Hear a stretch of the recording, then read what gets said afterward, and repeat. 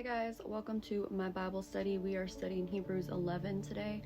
It's Faith in Action is the title of the chapter. It talks about what faith is. It talks about who displays faith in action. And it talks about the end result of faith, which is a little shocking at the end. I don't know if we'll be able to get through it all in the next 3 minutes, but here we go. Faith is confidence in what we hope for and assurance about what we do not see. This is what the ancients were commended for. By faith we understand that the universe was formed at God's command, so that what is seen was not made out of what was visible. By faith Abel brought God a better offering than Cain did. By faith Enoch was taken from this life so he did not experience death. By faith Noah, when warned about things not yet seen, in holy fear built an ark to save his family. By faith Abraham, when called to go to a place he would later receive as his inheritance, obeyed and went, even though he did not know where he was going. That part always gets me. He told Abraham to go somewhere. He didn't even know where he was going, but he got up and left and just trusted that God would provide the place.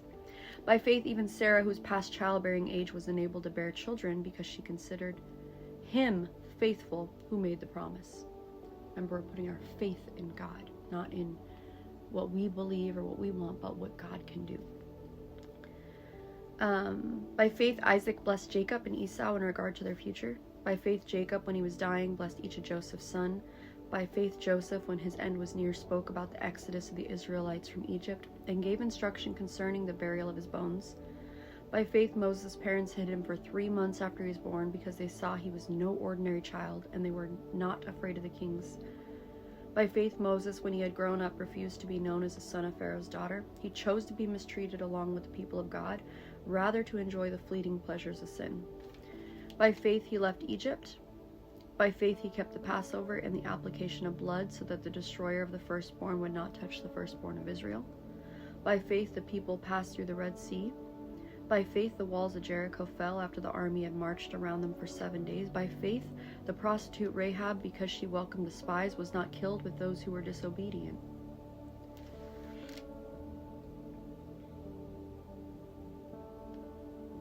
This really just talks about displays of faith. By faith they did great things because of who they believed in. They believed in God who made the promise. Now there's all these different accounts of faith. This is the one that gets me. It's wrapping up Hebrews 11. Some faced jeers and flogging, and even chains and imprisonment. They were put to death by stoning. They were sawed in two. They were killed by the sword. They went about in sheepskins, goatskins, destitute, persecuted, and mistreated. The world was not worthy of them. Ooh, that's powerful. They wandered in deserts and mountains, living in caves and in holes in the ground. These were all commended for their faith. They had great faith. This is the kicker. Yet none of them received what had been promised, since God had planned something better for us, so that only together with us would they be made perfect. These figures mentioned in chapter 11 did not experience the salvation of Christ's new covenant during their lifetimes. That makes sense, right? Christ hadn't come yet, so that makes sense. Rather, they saw the promise from afar and eagerly awaited its fulfillment.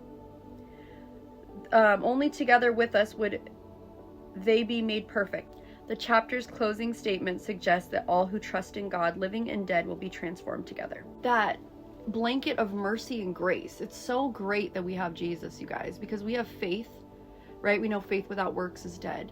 But then we have Jesus Christ. We put our faith and trust in what he did on the cross. They didn't have that. They didn't have that. Abraham didn't have that. Isaac didn't have. Jacob didn't have that. Sarah didn't have that. Moses didn't have that.